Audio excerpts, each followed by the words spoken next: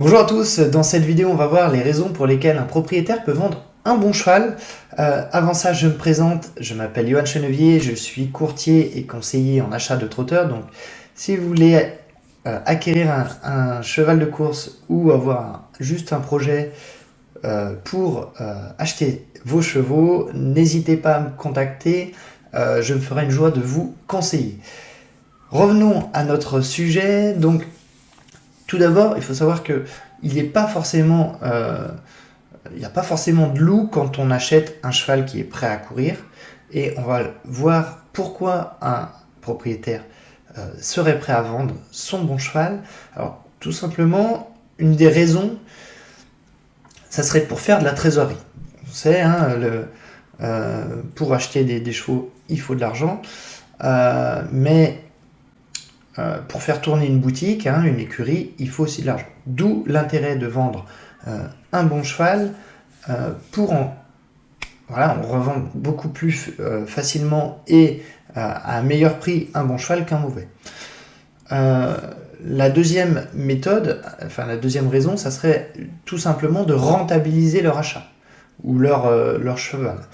À savoir que pour moi, la méthode la plus simple pour rentabiliser un cheval, c'est de bien revendre. Hein, et on sait que la valeur la plus haute d'un trotteur, hein, savoir que c'est un peu comme dans la bourse, mais la valeur la plus haute, elle se fait après de bons résultats et si le cheval n'a pas de problème de santé ou autre, enfin, est sain et net.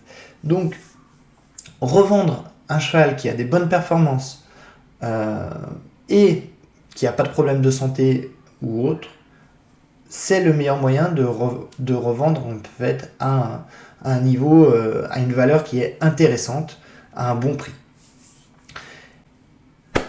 Une autre raison, c'est que, et ça va avec ce que j'ai dit tout à l'heure, c'est qu'il y a une chose qu'on ne peut pas forcément prévoir, malheureusement, c'est les maladies et les blessures. À savoir que c'est quand même assez fréquent, hein, c'est extrêmement rare qu'un cheval de course n'ait pas ni une maladie dans sa carrière, ni une blessure, hein, ça arrive même presque jamais, hein, et en tout cas pour des chevaux qui ont une bonne carrière. Et vu qu'on ne sait pas quand ça va arriver, il vaut mieux vendre un cheval qui est sain et net, qui n'a pas de problème,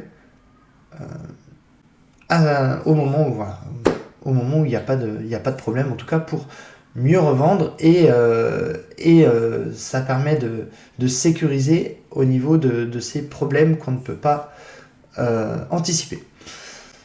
Il y a aussi une autre chose, mais qui est liée forcément avec les autres, c'est que il y a beaucoup de propriétaires qui veulent réinvestir derrière, que ce soit pour d'autres chevaux prêts à courir.